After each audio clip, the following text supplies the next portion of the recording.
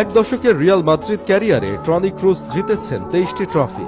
ইতিহাসে যৌথভাবে সর্বোচ্চ চ্যাম্পিয়ন্স লিগ জিতেছে টনি ক্রুজ। রিয়াল মাদ্রিদের জন্য ক্রুজ কতটা গুরুত্বপূর্ণ ছিলেন তা বলে বোঝানো সম্ভব নয়। ক্রুজ যাওয়ার পর এখনও তার রিপ্লেসমেন্ট খুঁজে পায়নি রিয়াল মাদ্রিদ, যার জন্য ট্রফি খরায় ভুগতে হচ্ছে তাদের। জার্মানি জাতীয় দলে ক্রুজ সফল ছিলেন, বিশ্বকাপও জিতেছেন 2014 সালে।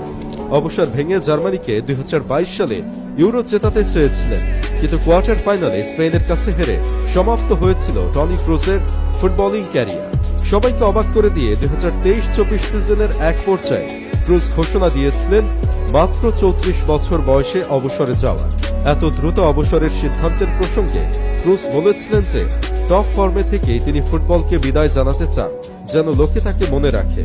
ব্যর্থতার পর নিজেকে আড়াল করার জন্য অবসরে যেতে চাননি তিনি। অবশেষে সফল হয়েছিলেন ক্রুজ।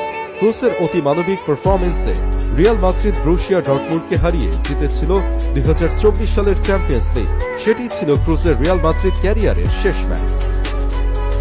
জার্মানির সর্বোচ্চ বেসামরিক পুরস্কারও পেয়েছে ক্রুজ। এখন ক্রুজ মাদ্রিদেই থাকে, তার একাডেমি পরিচালনা করে আর কদাচিৎ ফুটবলের বিভিন্ন বিষয় নিয়ে নিজের মতামত জানায় আমাদের।